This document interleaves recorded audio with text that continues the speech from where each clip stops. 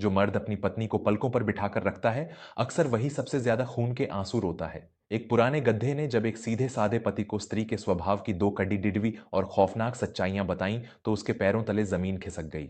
नमस्कार, मैं विवेक वर्मा आज आपके सामने वर्मा स्टोरीज पर एक ऐसी दास्तान लेकर आया हूं जो सुनने में शायद आपको किसी लोक कथा जैसी लगे, लेकिन इसके भीतर इंसानी मनोविज्ञान और रिश्तों की वो कड़ी डिडवी सच्चाई छुपी है जिससे हर सीधा साधा मर्द हर दिन गुजरता है।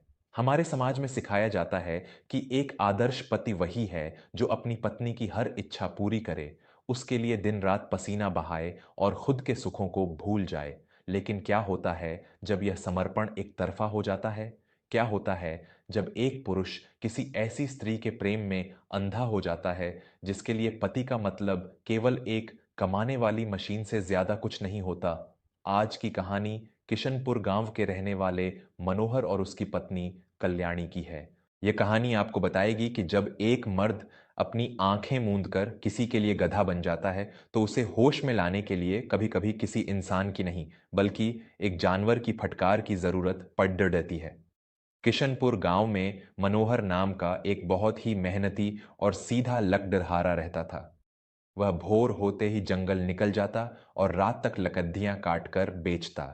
मनोहर की पत्नी कल्याणी बहुत ही सुंदर थी, लेकिन उसका स्वभाव उसकी सुंदरता के बिल्कुल विपरीत था। कल्याणी अत्यंत महत्वाकांक्षी, लालची और असंतोषी स्त्री थी। मनोहर कल्याणी को किसी रानी की तरह रखना चाहता था। वह खुद फटे कपदढ़े पहनता, सूखी रोटी खाता, लेकिन कल्याणी के लिए शहर से महंगे कपदढ़े और सौंदर्य का सामान लेकर आता। मनोहर के पास एक बहुत पुराना और थका हुआ गधा था जिसका नाम उसने शंभू रखा था। शंभू सालों से मनोहर की लकद्दियां ढो रहा था। मनोहर उस जानवर से बहुत प्यार करता था और उसे अपने परिवार का हिस्सा मानता था। घर में कल्याणी का ताना मारना रोज का काम था। वह हमेशा गांव के दूसरे अमीर लोगों से मनोहर की तुलना करती। एक दिन कल्याणी ने अपने बाल संवारते हुए अत्यंत तीखे स्वर में कहा, जरा जाकर देखो दयाराम की पत्नी को। कल ही दयाराम ने उसे सोने की भारी चूड़ियां लाकर दी हैं, और एक मेरी किस्मत है जो तुम्हारे जैसे कंगाल के पल्ले पड़ दिन गई। दिन भर लग्धियां काटते हो और लाते क्या हो? दो कौडी के ये सूती कप दे। अगर तुम मुझे अगले हफ्ते तक सोने का हार नहीं लाकर दे सकते, तो मैं हमेशा के लिए अपने मायके चली जाऊंगी। मेरे जैसी सुंदरता इस झोपड्डे में सढ़ने के लिए नहीं बनी है। मनोहर के सीने में जैसे किसी ने खंजर उतार दिया। उसने कल्याणी के हाथ पकड़ ढाककर मिन्नतें की। कल्याणी, तुम जानती हो मैं दिन रात कितनी मेहनत करता हूं। मैं तुम्हारी हर इच्छा पूरी करूंगा, बस मुझे थोड़ा समय दे दो। मुझे छोड़ ढा कर जाने की बात मत करो, मैं तुम्हारे बिना मर जाऊंगा। कल्याणी ने झटके से अपना हाथ छुड़ाया और हिकारत से बोली, तुम्हारे इन खोखले आंसुओं से मेरे शौक पूरे नहीं होंगे। मुझे हार चाहिए, बस। इतना कहकर वह पैर पटकती हुई कमरे में चली गई। मनोहर का दिल टूट गया। वह रोता हुआ घर के पीछे बने छप्पर में गया जहां उसका बूढ़ा गधा शंभू बंधा हुआ था। मनोहर शंभू के गले लगकर फूट फूट कर रोने लगा। दोस्तों, क्या आपने भी ऐसे पुरुष देखे हैं जो अपनी पत्नी के झूठे प्रेम को पाने के लिए अपने आत्मसम्मान की बलि चढ़ा देते हैं, जो अपनी क्षमता से बढ़कर कर्ज लेते हैं सिर्फ इसलिए ताकि उनकी पत्नी समाज में झूठी शान दिखा सके और उन्हें छोड़ ढाकर न जाए? जब एक पुरुष किसी रिश्ते में अपना सब कुछ लुटाकर भी सिर्फ अपमान और धमकियां पाता है, तो उसका दर्द दुनिया का सबसे बड़ा दर्द होता है। अगर आपको मनोहर की यह पीड़ा, यह लाचारी महसूस हो रही है, अगर आप भी मानते हैं कि प्रेम पैसों से नहीं तौला जा सकता, तो अभी वर्मा स्टोरीज चैनल को सब्सक्राइब कर लें। आपका एक सब्सक्राइब मुझे ताकत देता है कि मैं ऐसी कड़ी डीडीएचवी लेकिन सच्ची कहानियां आपके लिए लाता रहूं। जुड़िए हमारे इस परिवार से, सब्सक्राइब कीजिए और चलिए देखते हैं कि उस रात मनोहर के साथ क्या चमत्कार हुआ। रोते रोते मनोहर की आंख लग गई। वह भूखा प्यासा उसी छप्पर में शंभू के पास जमीन पर सो गया। रात के तीसरे पहर मनोहर ने एक बहुत ही अजीब और सजीव सपना देखा। सपने में उसने देखा कि छप्पर में एक बहुत ही तेज रोशनी फैली हुई है और उसका बूढ़ा गधा शंभू उसकी तरफ देखकर इंसान की भाषा में बोल रहा है। शंभू की आवाज में एक अजीब सा भारीपन और उम्र भर का तजुर्बा था। उसने मनोहर से कहा, मालिक, मैं तो एक जानवर हूं, इसलिए मेरी पीठ पर लकद्दियों का बोझ लदा है। लेकिन आप तो इंसान हैं, फिर आपने अपने स्वाभिमान को कुचलकर इस लालच और अपमान का बोझ अपनी पीठ पर क्यों लाद रखा है? सच कहूं मालिक, तो आज मुझे आप खुद से भी ज्यादा दयनीय और मूर्ख लग रहे हैं।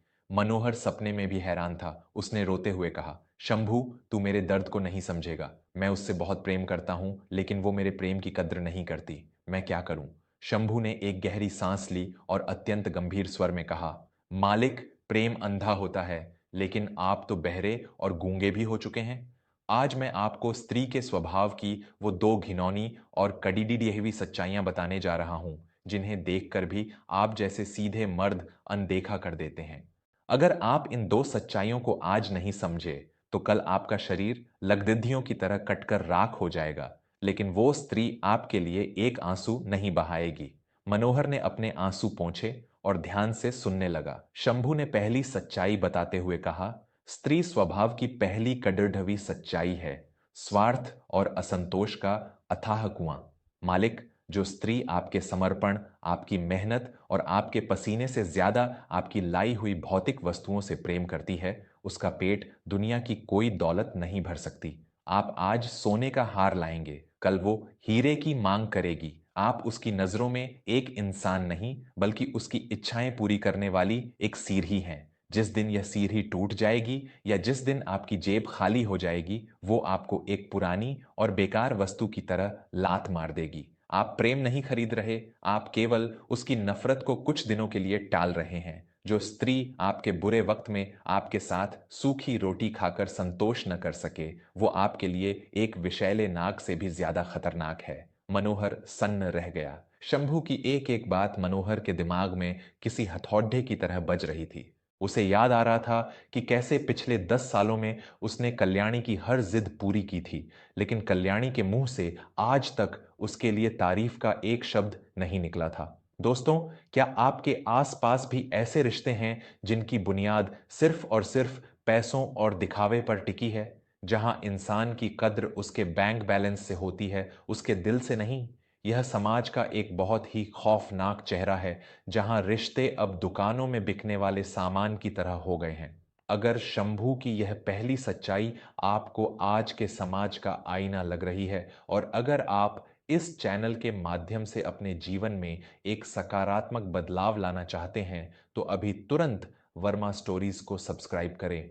आपके सब्सक्राइब करने से यह संदेश और भी लोगों तक पहुंचेगा, जो आज भी किसी झूठे रिश्ते का बोझ ढो रहे हैं। तो बिना देर किए सब्सक्राइब का बटन दबाएं और आगे सुने। शंभू ने दूसरी कौन सी भयानक बात बताई? शंभू ने मनोहर की आंखों में देखते हुए अपनी दूसरी बात शुरू की। मालिक, स्त्री के स्वभाव की दूसरी और सबसे खतरनाक सच्चाई है आंसुओं और भावनाओं का झूठा मायाजाल।